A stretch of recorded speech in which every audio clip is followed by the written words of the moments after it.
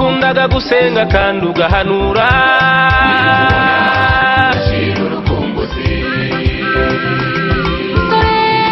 wagira gukuri n'umugwaneza haleluya pasiteri ingemo wayoboraga itorero neza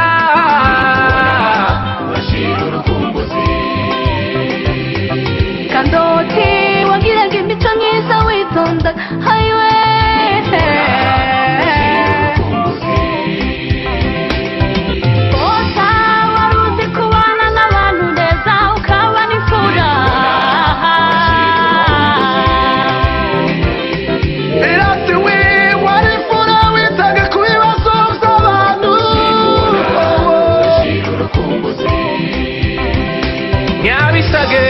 wari umugore w'umutima mu rugo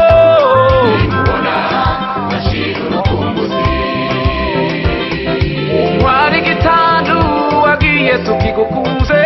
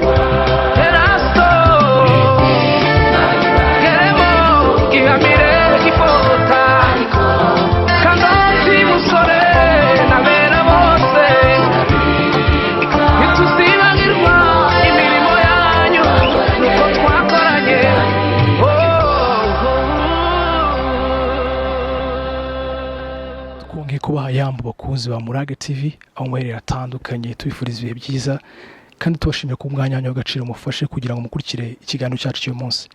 Giye muri kuri micro ndi Nosaga Haut ariko ntabwo ndi ngenyine ndi kumwe n'umutumirwa wacu uyu munsi. Reka tumuhe umwanya atangira dusuhuza ndetse anatwibwira.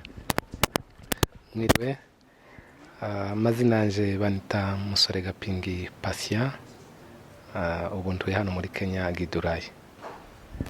Mu by'ukuri umuntu ni mugari, umuntu ni munini cyane ariko wabasha kutubwira Musore ni muntu ki mu magambo nk'atatu y'ingenzi?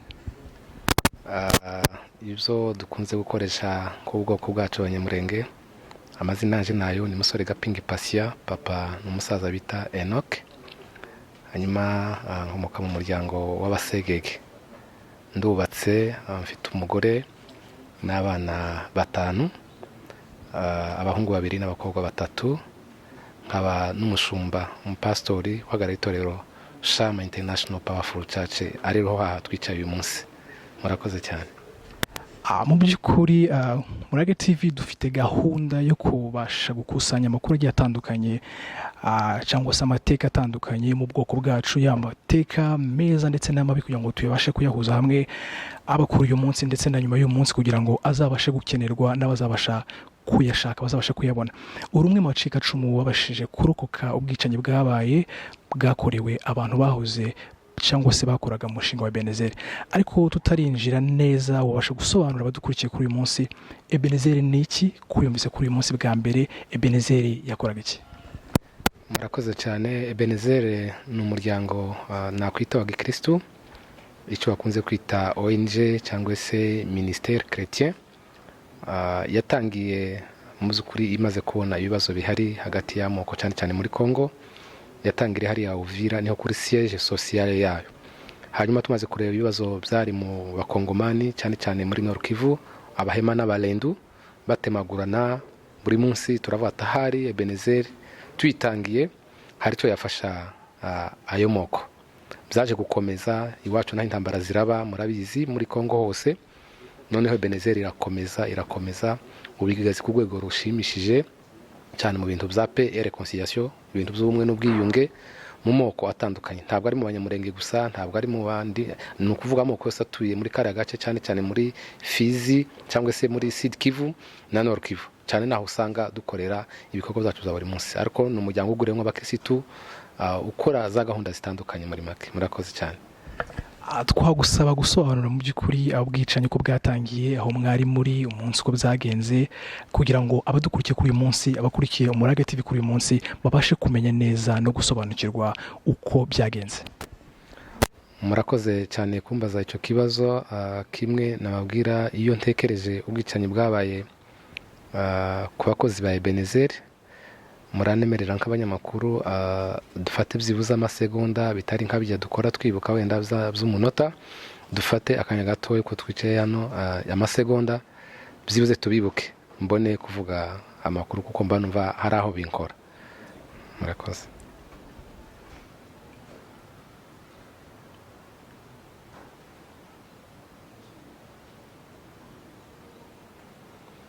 Sawa, ubwo nakomeza n'ikibazo mwari mumbajije cy'ukuntu abantu ba Ebenezer bapfuye ku itariki 4 z'ukwezi kwa 10 2011. Nibwo twavuye Uvira twerekeje mu kazi mu Minembwe, tugiye no gutanga indi programme nshasha mu Mibunda.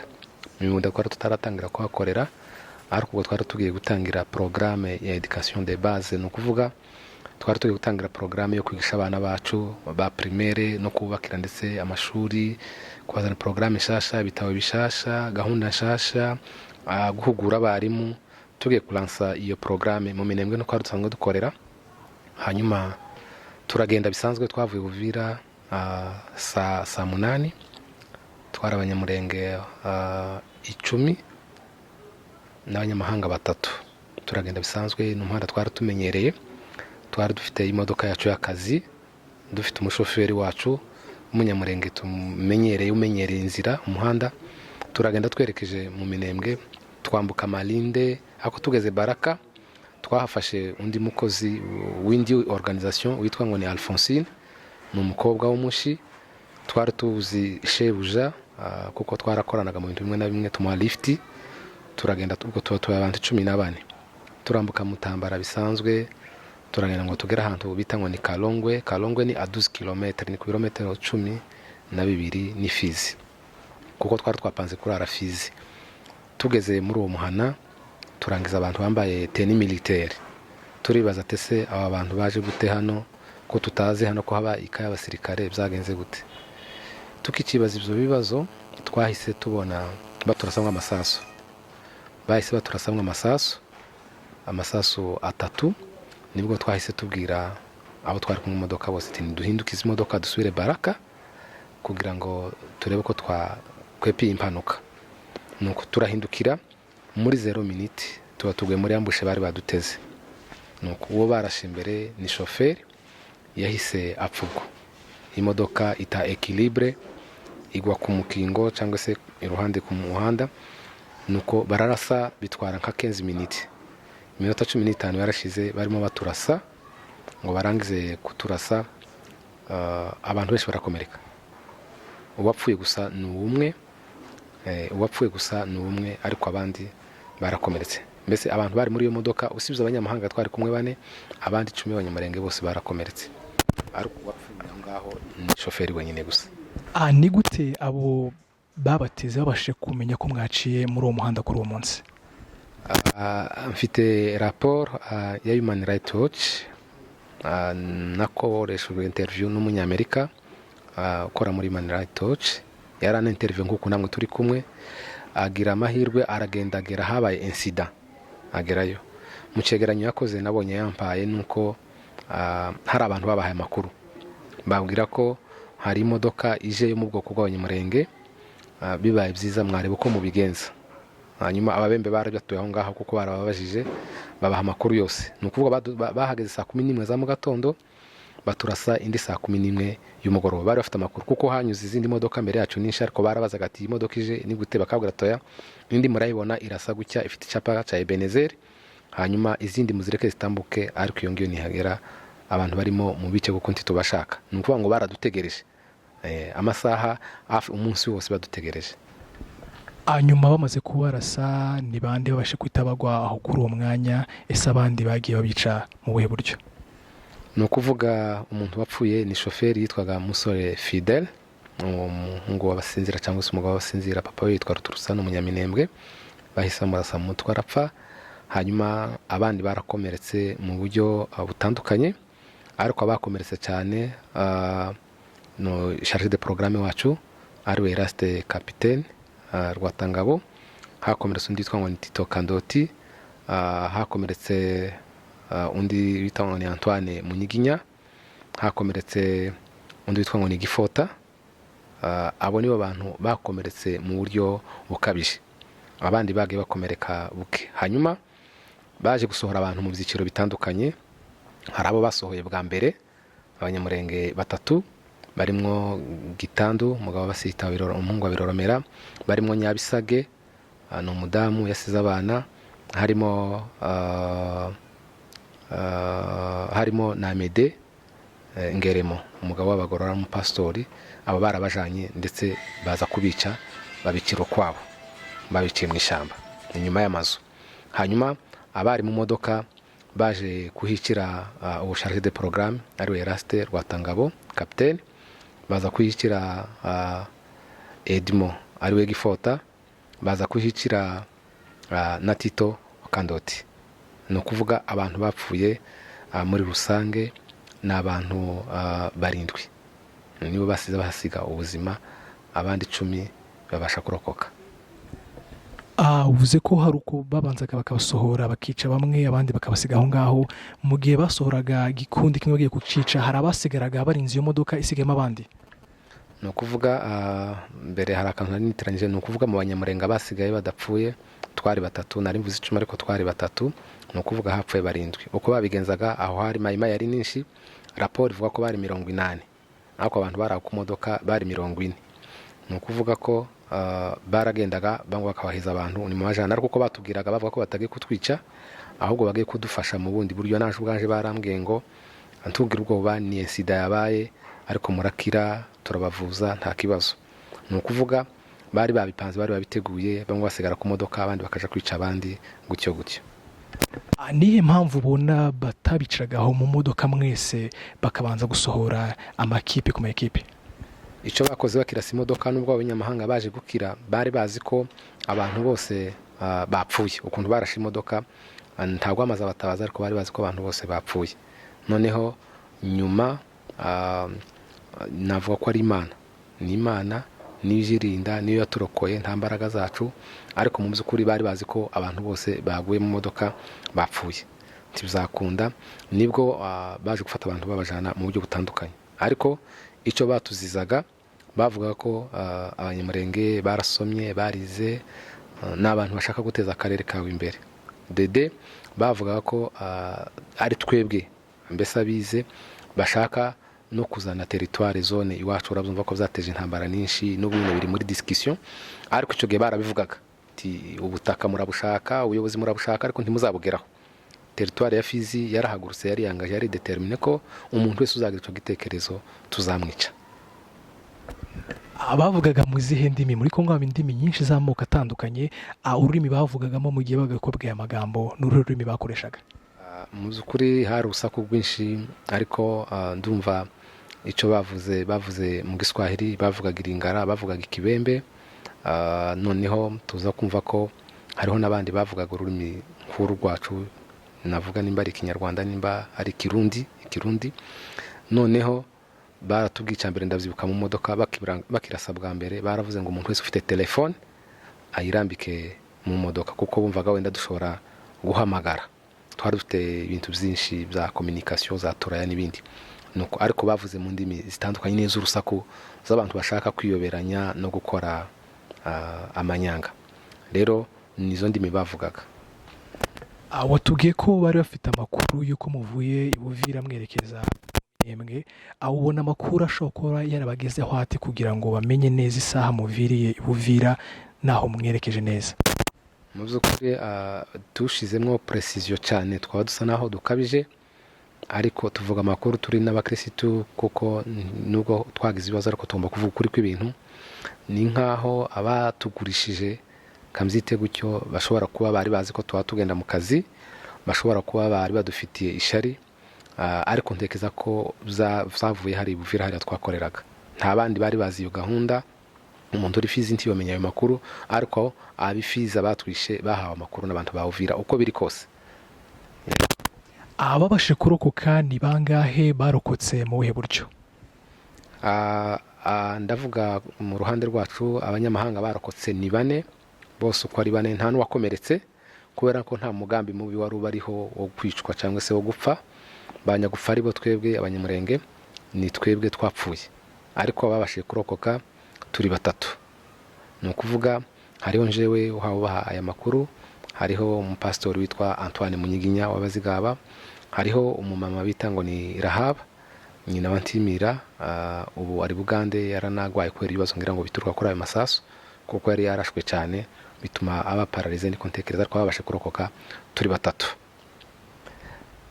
Wowe ni ubuhe buryo wabashe kurokokamo muri icyo gihe basohoraga abandi? Ese bagusize mu modoka, barakujanye, bagiye nawe kukwica? Warokotse mu buhe buryo ku giti cyawe?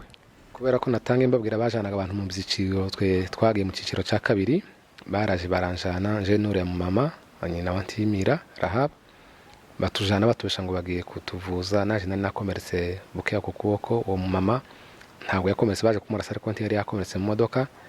Tugeze inyuma y'umuhana mbona bagiye kutwica, mbona nta kindi cyari gisigaye. Ndatekereza ndababaza tese ko mwavuye mugiye kutuvuza cyangwa kubonana n'ubuyobozi bwanyu, none aha tugeze ni bahise bantuka nabi cyane, ngo bantuke nabi. Tekereza ko habura umwanya mutoya bakadutemagura bakatwica urupfu rubi. Nibwo navuga ko ari Imana yangendeye inama, ndatekereza ngo reka niruke bandase. Nari nzi ko ndakira imfa, ariko nanone nkareka gutemagurwa cyangwa se kwicwa bunyamaswa. Nibwo umutima wambwe gucyo gusa mpita niruka. Nari nambaye t-shirt, nari nambaye souplesse, nari nambaye training, barandasa bara imyenda yose impiraho intobokeraho, ariko par grâce Imana nibwo nabashije kubona ndahurutse mu gashamba, ndagenda nicara ahantu. Nuko uwo mumami bahise bamurasa aho ngaho, ariko nawe kubw'umugambi w'Imana n'ubu aracyari, ariko bamusize bazi ko yapfuye byarangiye. Hanyuma undi mugabo warokotse ni Munyiginya Antoine pasteur, iwe baramurashe yasigaye ku modoka. Igihe baje kwica abandi nabo bari bakibona nawe, kuko nta muntu wahise arangiza aho ngaho, abandi bose baje kubatemagura. Iwe yari nka muzima, bari bamurashe ukuboko, arababara cyane, ariko baza kumujana ku ruhande, bwari bwije nka saa moya, nawe ngo barase baramuhusha. Ariko impamvu yabiteye cyane nuko ni Imana ya mbere, iya kabiri nuko bari kubagaruka kura ngo bapiye imodoka, bose batangura kuja gupiya imodoka yari irimo ibintu byinshi, bituma nawarokoka hamwe n'Imana. Rero twarokotse turi 3 abanyamurenge, abanyamahanga nakwita ari amakwande duturanye hariya 4, ubwo twarokotse turi 7. Mu by'ukuri uvuze ko wabashe kwirukanka, mu by'ukuri hari mu mashamba, ubashe kubwira gute mu bantu ha mu Minembwe cyangwa ngo n'ahandi hantu wabashe kubona abantu? Ni gute wavuye muri ayo mashamba ukabasha kugera ahantu hari abantu? Murakoze cyane. Inzira nari nzi ahantu tuhaye tuja, ni ahantu nari nkoreye imyaka myinshi kandi nyura muri uriya muhanda. Hanyuma naje kugenda ngeza nko mu masaa 6 za nijoro, niko natekerezaga. Ntasaha nari mfite telefone, nari nayitaye mu modoka na ordinateur n'ibindi bintu byose nari nayitaye mu modoka. Hanyuma ndagenda ndara mu ishamba, ariko nageze ahantu ndangira kurangiza Fizi kuri territoire, ndangiza iminara, iyi minara kingi iri hano. Nuko ndabangwa reka ndara ahangaha, nicara ahangaha, ejo mu gatondo nzamenya uko nzabigenza. Bukiye mu gatondo kare nafashe nahose igihuru, ndagenda ngera mu nzira y'abahinzi b'ababembe batuye Fizi. Nuko mukanya mbona abahungu 2 baraje, nabo bambaye udupira tumwe tutu Lacoste twa camouflage. Nibwira ko bashobora kungirira nabi, ariko umutima urakomera, ndavuga ati nta muntu uzupfa kabiri, reka nkomeze ngende, ahari nibo bamfasha. Ndagenda mbasaba service baranga, ariko nza kubasobanurira ko bagomba kumfasha, barabyemera. Niko kumperekeza bangeza Fizi. Bangije Fizi nafashijwe n'umugabo witwa Remi Ngabo, n'umubembe, ariwe bose uriya mukobwa umushikazi Alphonsine twahaye lifti Baraka, niwe wamfashije anjana kuri hôpital ya Fizi, baranoza baranuhagira, barangaburira. Uwo mugabo aramfasha.